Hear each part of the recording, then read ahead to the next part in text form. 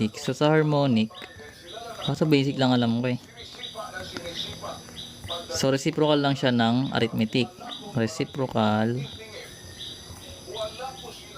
of arithmetic. 'Di ba? Kung ang formula ng arithmetic natin is a sub n is equals to a sub 1 plus n minus 1 times d. Kung reciprocal nito, ang magiging reciprocal nito, yung magiging formula ng harmonic mo, which is magkakaroon ka ng a sub n is equals to 1 over a sub 1 plus n minus 1 times d. So, yun yung magiging formula mo. For example, meron tayong sequence like 1/3, 1/5, 1/7, and so on. So, pwede mo muna to i-rewrite as arithmetic. So, kunin mo yung mga denominators mo, which is 3, 5, 7. Then, ang sunod ni 7, kung pinapahanap sa'yo is a sub 10. What is a sub 10, diba? So, punta ka sa formula ng arithmetic mo. Okay.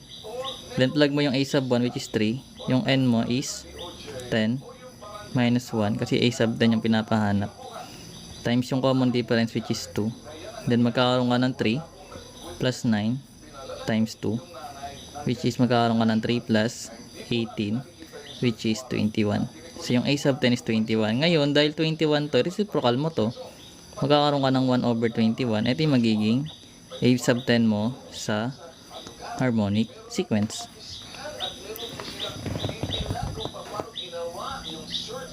Mabilis ba yun? Oh, basta yung harmonic sequence nga, 'di ba? Reciprocal siya ng arithmetic. So, kung meron kang a sub 1 plus n minus 1 times d, kasi nga whole number to, 'di ba?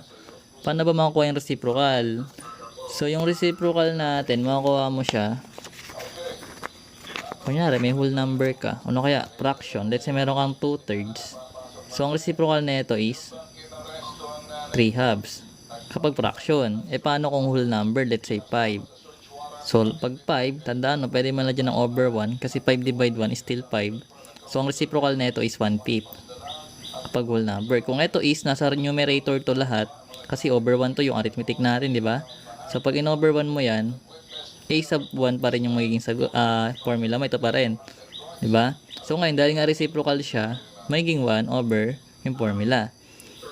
Tapos ngayon, kung may given ka na ganito, dahil nakita mo naman na yung denominator na nagbabago, you can write it na dito muna as an arithmetic. Tsaka mo siya i-reciprocal after that. Diba?